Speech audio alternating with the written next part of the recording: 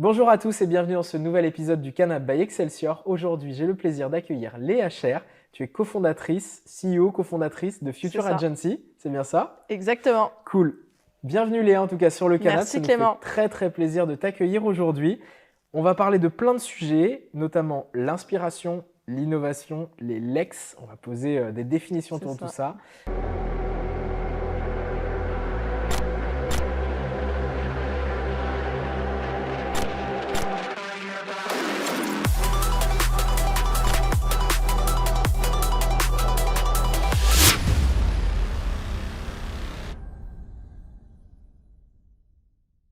Mais avant, c'est parti pour le CV de l'invité. Qui tu es, d'où tu viens, qu'est-ce que tu fais, c'est à toi.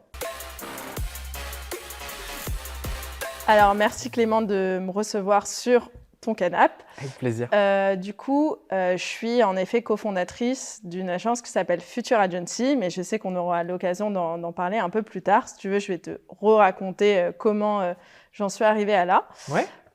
Donc moi, j'ai monté une première start-up en 2014. J'étais en école de commerce. C'était une start-up un peu particulière. Ça s'appelait Yuck. D'ailleurs, ça existe encore aujourd'hui. Yuck, ok.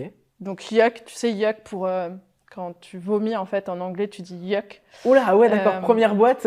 Première boîte, donc très loin des sujets d'inspiration, d'événementiel. D'accord. En fait, c'était des kits de survie pour les soirées étudiantes. Donc, tu avais un sac pour vomir avec un préservatif, une boisson, des bonbons à la menthe. On vendait ça aux associations étudiantes pour les soirées étudiantes, pour faire un peu de la prévention et pour éviter les débordements des soirées étudiantes que tu as dû connaître aussi à Clermont. Donc là, déjà, fibre entrepreneuriale, tu es dans quel contexte? Un master, une licence? C'est ma licence en fait. Donc j'ai fait une prépa HEC et c'était pendant ma première année d'école de commerce. D'accord. Et si tu veux, en école de commerce, on s'ennuie un peu. Donc à mes heures perdues, j'ai monté cette première boîte. Je m'en suis occupée pendant 3 ans et demi. Et après, en fait, je me suis intéressée à autre chose. Donc, j'ai progressivement laissé la main sur cette boîte qui existe encore. Mais c'était la première start-up que j'ai montée avec un contexte un peu marrant. Ouais, effectivement. Et du coup, cette expérience m'a permis de commencer à faire du conseil pour des start-up. Donc, j'ai conseillé des startups dans des domaines hyper variés. Donc, en fintech, je travaillais par exemple pour SharePay. Dans le domaine médical, pour une app qui s'appelait Iranpla, j'ai même aidé un cofondateur à monter une application de dating. Et à l'époque, en fait, je me faisais pas payer. Je prenais des parts dans des startups. C'était ma rémunération. Ton action, elle était sur quel métier, Alors, il y avait beaucoup de stratégies un peu globales. Ouais, d'accord. Et après, c'était pas mal sur le marketing. Marketing et communication. Moins la partie business, plus la partie marketing. Ouais, moins la partie business. Et j'avais aussi axé mes cours un peu sur le marketing et la com à l'époque en école. Donc, je me suis orientée plus vers ça dans le conseil. Et donc ça, c'était en parallèle de mes études. Je faisais ça en parallèle de mes études. Et si tu veux, au moment de ma gap year, je devais trouver un stage et je savais pas trop quoi faire. Et le hasard des rencontres a fait que je me suis retrouvée à Singapour. Donc j'ai continué un peu dans le conseil. J'ai fait du conseil en supply chain. Donc j'ai su, grâce à ce stage, que je voulais pas faire ça. Donc j'ai appris énormément de choses. C'était hyper riche d'aller à Singapour. Et d'ailleurs, je fais ce que je fais aujourd'hui grâce à ce stage à Singapour, puisque j'ai rencontré à Singapour là-bas, ouais, d'accord. Extraordinaire. Et j'ai rencontré en fait quelqu'un qui faisait des learning expeditions. Donc à l'époque, ce mot m'était resté en tête, mais je comprenais pas très bien ce que c'était. Mais en fait, le job qu'il décrivait, ça me paraissait incroyable. Lui, il passait son temps, il me disait, à accompagner ses clients à la recherche d'innovation dans le monde entier. Mais ce que j'avais retenu, c'est qu'il voyageait beaucoup. Et que ces voyages avaient l'air très cool et en plus, c'était quelqu'un de très curieux. Dans l'innovation, exactement. Les voyages, etc. Donc ouais, je peux comprendre. Je me suis dit, je garde ça dans un coin de ma tête parce que ça me paraissait en fait à l'époque le job un peu de rêve. Donc vous croisez on se croise à un petit déj. Ouais, et donc je me souviens, il s'appelle Martin, je suis encore en contact avec lui. Et il faisait ça vraiment que pour la région Asie. Et voilà, c'était vraiment, ça me paraissait être le job de rêve. J'adorais voyager. Et je me suis dit, bon, en rentrant en France, je garde ça dans un coin de ma tête puisque ça me paraît être le job idéal, quoi. Et du coup, je rentre en France et j'avais ma deuxième partie de césure à faire. Donc, voilà, fallait que je laisse ça un peu de côté. Et là, je rentre dans un studio d'innovation pour faire du conseil en innovation cette fois-ci, et je découvre le monde des grands groupes. Un peu un choc. Pour moi, j'avais jamais mis les pieds dans un grand groupe, je savais pas trop ce qui s'y passait. Ouais, tu étais plus habituée aux structures un petit peu plus petites. Exactement. Ok. Et du coup, un peu un choc de culture, mais hyper riche. Et là, donc, je fais des missions de conseil très courtes qui durent 3 mois. J'apprends la méthode du design thinking. Donc, c'est le but des missions, c'était 3 mois pour développer un prototype chez nos clients. Voilà, je voulais garder un pied dans le monde de l'innovation, mais aussi un pied dans les grands groupes pour apprendre un peu voilà, comprendre un peu de plus près ce qui s'y passait. Ouais. Et j'ai enchaîné les missions comme ça. Et en fait, un stage qui devait durer 6 mois a duré beaucoup plus longtemps. J'ai fait à peu près... en fait, je continuais en freelance. J'étais en stage pendant 6 mois. Après, j'ai continué en parallèle de mes études.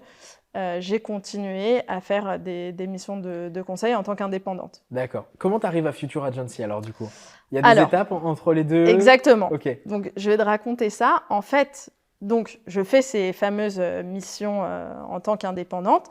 Et là, en côtoyant les grands groupes, je me dis, il y a un truc qu'ils adorent. Le moment qu'ils préfèrent, en fait, c'est les benchmarks. Donc, à chaque fois que je fais une presse avec un benchmark, c'est le moment où ils ont... où ils sont le plus enthousiastes. Juste benchmark, du coup, si tu peux C'est une étude comparative, ouais. un peu une étude de marché où, par exemple, quand je bosse avec une assurance, je vais leur montrer ce qui se passe dans d'autres assurances et je vais leur montrer aussi… Et tu as un peu de la concurrence, quoi. Exactement. Et tu as un peu de la concurrence, mais je ne m'arrête pas à leurs concurrents grands groupes. Je montre aussi ce que les startups font et comment ils disruptent un peu le secteur de l'assurance. Et c'est cette partie, je me souviens à l'époque, qu'ils adoraient. Et là, tout le monde était hyper enthousiaste, il y avait énormément de commentaires, de questions. Et je me dis, OK, il y a un truc quand même, à chaque fois que je présente un benchmark, ils adorent ça. Donc je me dis, OK, cool. Et après, un autre truc en fait qu'ils adorent, où je me dis, j'ai l'impression qu'il y a des déclics, c'est quand je raconte ce que j'ai fait pour un ancien client, ou quand je mets des clients qui ont la même problématique en contact et qui se parlent. Donc des témoignages, quoi. Des témoignages, des retours d'expérience croisés. Je me dis, bon, OK, il y a des déclics qui se passent, il faut creuser. Et là, je me dis, mais il m'avait dit quoi, le mec de Singapour? Qu'est-ce qu'il faisait? Donc, je fouille, je regarde ses posts LinkedIn, je regarde son site internet et je me dis, mais en fait, c'est ça les Learning Expeditions. C'est un benchmark vivant. Ouais, OK, c'est inspirer des équipes. Exactement, inspirer des équipes, faire des retours d'expérience croisés entre pairs. Et je me dis, mais putain, mais faut y aller, quoi. Faut y aller, c'est trop cool. OK, je vais proposer à mon boss de l'époque de créer un programme pour lui de Learning Expedition. Et à l'époque, voilà, je google ça à Paris et ça se faisait quasiment pas. Il y avait 2 concurrents à l'époque et qui organisaient en fait des Learning Expeditions aux États-Unis pour découvrir la Silicon Valley. Donc on était très loin de ce qu'on fait aujourd'hui. On va en parler. Mais donc je propose à mon boss de l'époque de créer ce fameux programme Learning Expedition. Et il s'avère qu'un mois après, il a un coup de fil, il discute en fait avec un patron d'un cabinet de conseil qui voulait partir à Tel Aviv, découvrir l'écosystème FinTech de Tel Aviv. Donc en un mois, on a eu notre premier client. Il n'y avait pas de plaquette, on n'avait rien, il n'y avait pas de site internet, on n'avait rien. On avait un client avec une demande. Et là, on est en quelle année? On est en 2017. 2017, On est en 2017, on a notre premier client. Et le hasard fait bien les choses puisque je rencontre quasiment en fait en même temps que cette demande mes 2 associés qui sont aujourd'hui encore mes associés, Ruben et Déborah. Ruben qui avait déjà organisé une Learning Expedition pour des étudiants de son école à Tel Aviv. Donc parfait, on se dit on fait le projet ensemble. Et une autre consultante que j'avais rencontrée en mission qui connaissait très bien l'écosystème de Tel Aviv. Et on se dit, OK, on ne parlait pas d'association à l'époque, on se disait juste, OK, on monte ce projet tous les trois ensemble et on voit. Et on se met à bosser comme des fous pour ce client pour organiser cette Learning Expedition à Tel Aviv. Et là, on se dit, OK, on a pris énormément de plaisir, on s'entend bien, on est hyper complémentaires. Allons plus loin, on va structurer un peu ça. Okay, voilà. Ça marche. Alors justement, très intéressant comment dire, le parcours, le fil conducteur pour arriver à Future Agency. On a parlé de Lex très rapidement, Learning Expedition. On a posé un semblant de définition autour de ça. On a parlé aussi de l'exemple avec effectivement l'entrepreneur qui voulait découvrir l'écosystème là-bas sur place autour des fintech. Est-ce que tu as d'autres exemples? Est-ce que c'est uniquement quelque chose à l'international? Tu me parlais des US au début. Est-ce que ça peut se faire en France? Est-ce qu'il existe ça, c'est une bonne question, différents types de Lex, tu vois, comment ça se caractérise? En fait, donc une Learning Expedition, parce que c'est vrai, je n'ai pas bien défini ce que c'était, c'est un voyage d'immersion dans un écosystème innovant pour se projeter un peu dans le futur de son secteur ou de son industrie. Voilà à peu près comment je définis la Learning Expedition. On peut en faire à Paris, en région, à l'international. Faut aller là où il y a des écosystèmes riches et matures par rapport à son sujet. Donc depuis, maintenant, ça fait à peu près 5 ans qu'on organise des Learning Expeditions. Déjà, Paris est un écosystème très riche, donc nous, on encourage d'abord nos clients à aller voir ce qu'il y a à côté de chez eux, sur les questions de retail, sur les questions d'écosystème d'innovation générale, comprendre ce qu'est l'innovation. On a des incubateurs, des accélérateurs, des fonds d'investissement. C'est vraiment un écosystème très riche, Paris. Donc d'abord, aller à Paris. Je pense que c'est intéressant aussi d'aller en région, voir un peu ce qui se passe par rapport à ces problématiques. Et après, quand on a fait le tour de l'écosystème français, je pense que c'est intéressant d'aller dans un écosystème plus mature par rapport à ces problématiques. Donc tu sources en permanence des lieux inspirants, des activités inspirantes pour tes clients, du coup? Exactement, c'est notre métier. Nous, c'est d'aller chercher l'inspiration partout. On nous donne une problématique et nous, on a des experts à l'international qui vont nous aider à trouver le lieu, les visites les plus intéressantes pour nos clients. Mais l'idée, vraiment, c'est de mettre un pas dans le futur. D'accord, ok. C'est vraiment la thématique centrale. Pourquoi il est hyper important aujourd'hui de s'inspirer pour toi? Alors, pour moi, l'inspiration, déjà, c'est vital. Ce qui est un peu triste, c'est qu'on a vu avec la crise sanitaire que les budgets un peu innovation dans beaucoup d'entreprises étaient les premiers budgets coupés. Impactés, ouais. Alors que c'est vital, c'est ce qui fait vivre, c'est ce qui nourrit la créativité. Faut pas passer à côté. Pour moi, l'inspiration aujourd'hui, elle permet dans un premier temps d'innover. On l'a vu, moi j'aime bien donner ces exemples, mais à l'époque, il y a 10 ans, quand on commençait à parler des startups et que les grands groupes montaient des incubateurs un peu corporate où ils faisaient venir des startups pour faire des POC, etc. En fait, c'était très riche parce que les corporates apprenaient énormément de l'agilité des startups. Ils s'inspiraient tous les jours en étant au contact des startups. Et cette inspiration quotidienne, ça fonctionne encore et ça marche très bien. Et c'est vital en fait.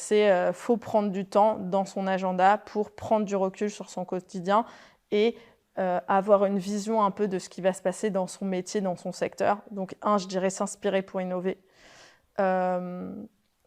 La deuxième chose qui est très importante, c'est aussi s'inspirer pour, je dirais, devenir une organisation apprenante. J'allais justement y venir. Une organisation apprenante, qu'est-ce que c'est, si on devait poser une définition? En fait, c'est créer les conditions idéales pour que chaque collaborateur puisse apprendre des expériences des uns et des autres en permanence. Ok, donc la connaissance partagée. C'est la connaissance partagée. C'est une démarche collective qui va faire qu'on va apprendre des succès et des échecs des uns et des autres et que la connaissance va être partagée en permanence. Et en fait, s'inspirer, c'est vraiment un élément clé pour devenir une organisation apprenante. Tu me disais la connaissance, ça doit être partagé, mais je pense à tous les échelons de l'entreprise. Et c'est vrai que la Lex, en tout cas de ce qu'on a dans l'imaginaire, c'est réservé peut-être à une élite, etc. C'est les COMEX de grands groupes ou les CEO de startups qui voyagent, s'inspirent. Et souvent, les collaborateurs, on a l'impression qu'ils pourraient être un peu relégués, Ouais. un peu sur le banc de touche. Aujourd'hui, c'est pas du tout ça. Finalement, la Lex, elle est accessible à tout le monde. De ce que tu Alors, me dis. pas Enfin, encore. pas encore, mais en tout cas, il faut faire cet effort de démocratisation du coup de.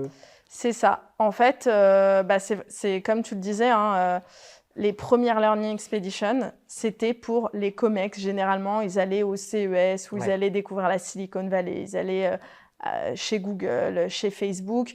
Je ne sais pas vraiment ce qu'ils en retenaient et s'il y avait des applications directes à appliquer dans leur quotidien, mais c'était les premières Learning Expeditions. Ok. Nous, quand on a démarré il y a 5 ans, en fait, même le mot Learning Expedition, ce n'était pas connu. Donc, quand on tapait sur Google Learning Expedition, il y avait encore très peu de résultats. Et du coup, c'était encore il y a 5 ans réservé à une élite, ça coûtait très cher. Et pour la plupart des personnes, c'était se déplacer à l'étranger. D'accord. Aujourd'hui, ce n'est plus le cas. Déjà, on comprend que la Learning Expedition peut se faire sur son lieu de travail. Donc, pas besoin de se déplacer, pas besoin de prendre l'avion. On peut s'inspirer à côté de chez soi. Mais je trouve que ce n'est pas encore démocratisé. Quand nous, on organise des Learning Expeditions, c'est pour des petits groupes, hein, 10, 20 personnes. Ouais, Il y a différents types de Learning Expeditions. Hein. Il y a les Learning Expeditions, ce qu'on appelle décisionnels, qui sont pour les comités exécutifs où le but, c'est de redéfinir un plan stratégique. Ok. Il y a des Learning Expeditions inspirationnelles, où là, c'est parfois une récompense à un concours. C'est pour des lauréats d'un concours. Donc, c'est peu de personnes, hein, c'est 10-20 personnes. Il y a les Learning Expeditions thématiques. Donc, ça peut être le futur de la banque, le futur de l'assurance, les nouveaux business models. On nous donne un thème et on le traite.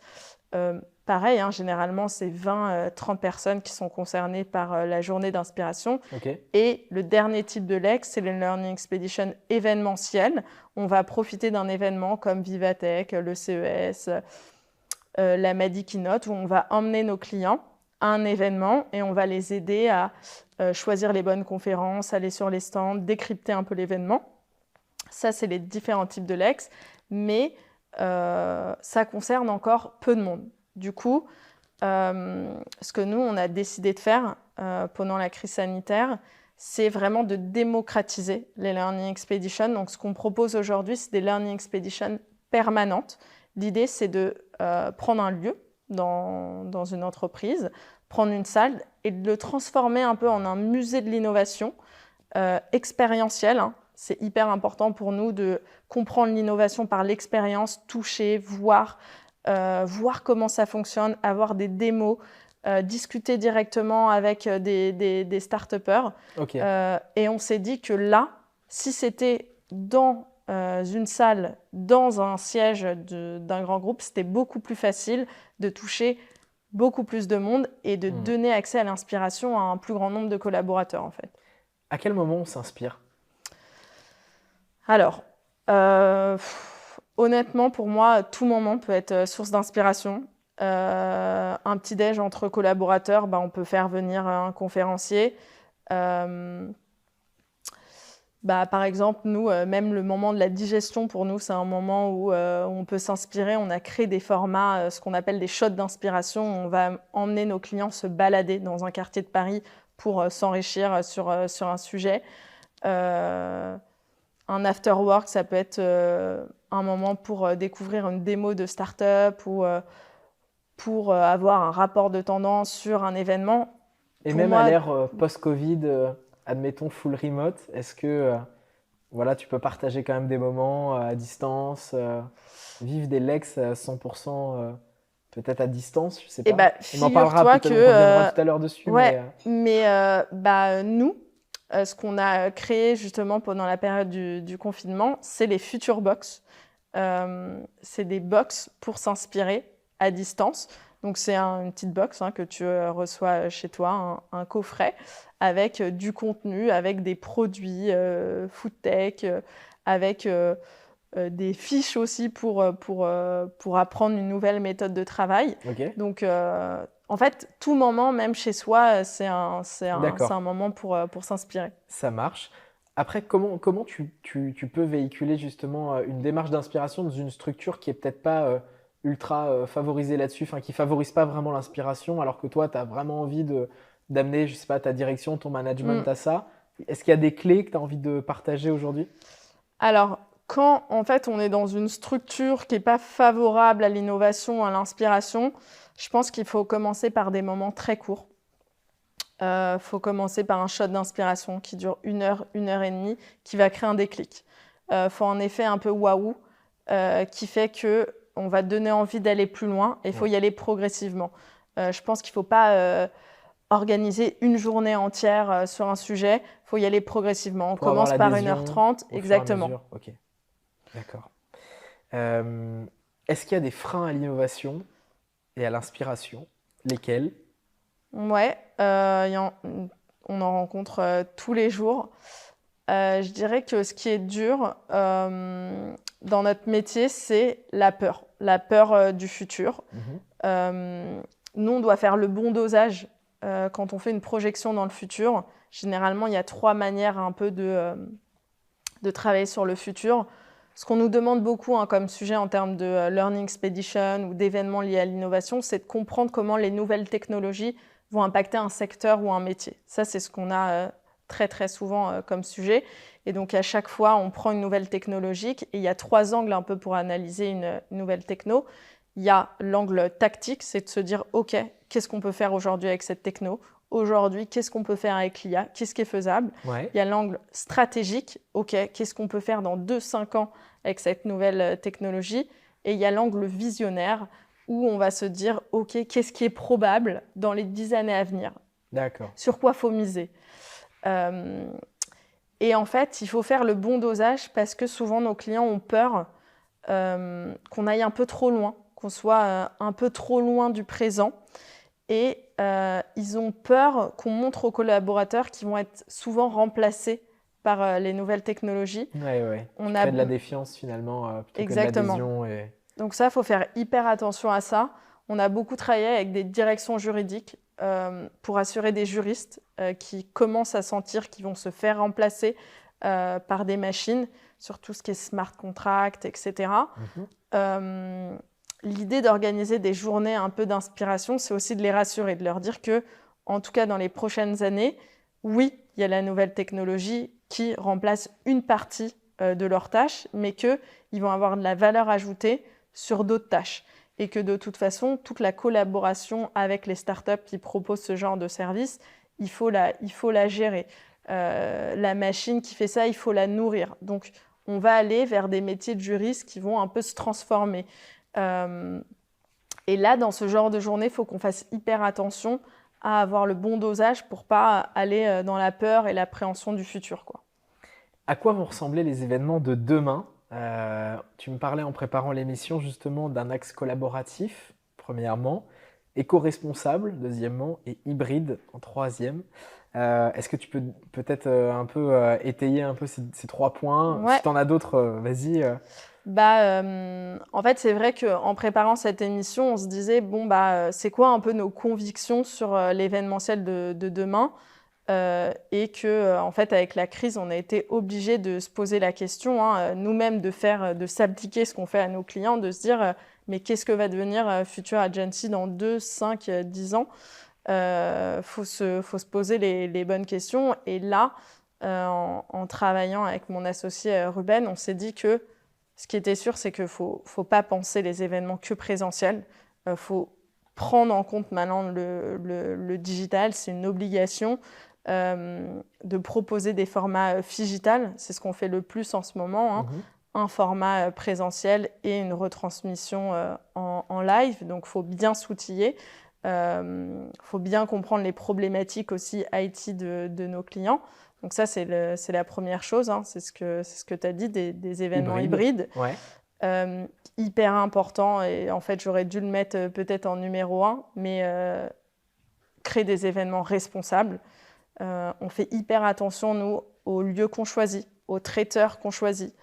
aux activités qu'on choisit. On essaye de sensibiliser un maximum nos clients aux enjeux autour de la RSE.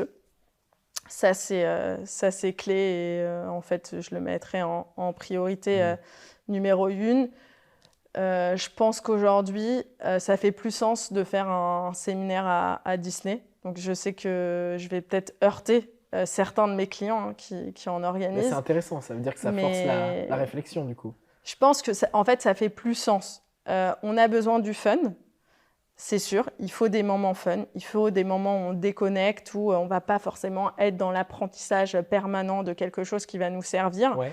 Mais il y a des lieux, des tiers-lieux, même, je parlerai même de tiers-lieux, qui sont plus responsables et où je me dis vaut mieux investir dans des tiers-lieux qui ont des missions sociales ou pour l'environnement que d'investir dans un parc d'attractions et qu'il faut soigner, qu'il faut vraiment soigner son événement. C'est-à-dire que même un traiteur, dans le choix d'un traiteur, ça peut être un acte militant.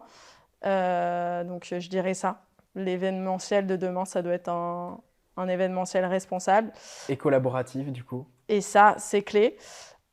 Hyper important de demander la parole en fait, aux participants. C'est eux qui ont des besoins. Donc, même dans l'organisation d'un événement, nous, on commence toujours par interviewer les futurs participants pour savoir ce qu'ils veulent, leurs besoins, leur curiosité. On va passer du temps avec eux pour co-construire en fait l'événement. C'est la meilleure façon de répondre à leurs besoins, quoi, de remplir l'objectif. Exactement. Ok, de ne pas passer à côté de leurs besoins. On a terminé le sujet principal de l'interview. C'était hyper intéressant. Léa, en tout cas, merci beaucoup pour tous tes témoignages. On va passer maintenant aux questions. Déjà, quelle est ton appli favorite ? La dernière que j'ai utilisée en venant, Citymapper. Citymapper, ok, donc grosse utilisatrice des transports. Ah ouais, ça optimise mon temps de trajet. Ok. Est-ce que tu aimerais que la tech s'arrête ? Surtout pas. Surtout pas. Pour moi, ça fait partie du progrès. La tech permet de faire avancer le monde, donc surtout pas. La personne qui t'inspire le plus, c'est pas une question piège. Alors, je vais pas te dire Elon Musk, parce que j'ai regardé certaines interviews et il y en a pas mal qui en ont parlé. Je vais dire Emmanuel Macron. Emmanuel Macron, parce que intéressant, pourquoi ? En fait, on a parlé de collaboratif et je trouve qu'il a disrupté un peu le secteur de la politique et que c'est un des premiers à avoir demandé la parole des citoyens quand il a construit son programme. En fait, il a co-construit et il continue encore aujourd'hui. Donc voilà, on peut discuter de ses propositions, etc. Mais en tout cas, je trouve que la méthode de travail, c'est un des rares à avoir travaillé en intelligence collective et de manière collaborative pour déterminer son programme. Et il continue de le faire pour 2022. Donc, je dirais Emmanuel Macron. Ça marche. Enfin, la dernière question est ma question préférée. Quel est ton plat préféré ? Ok.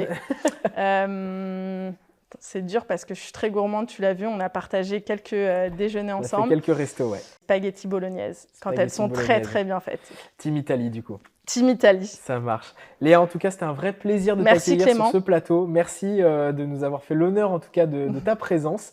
N'hésitez pas à nous suivre sur les différents réseaux sociaux. Merci de votre fidélité. On vous dit à très bientôt pour un nouvel épisode et un nouvel invité. À bientôt, ciao.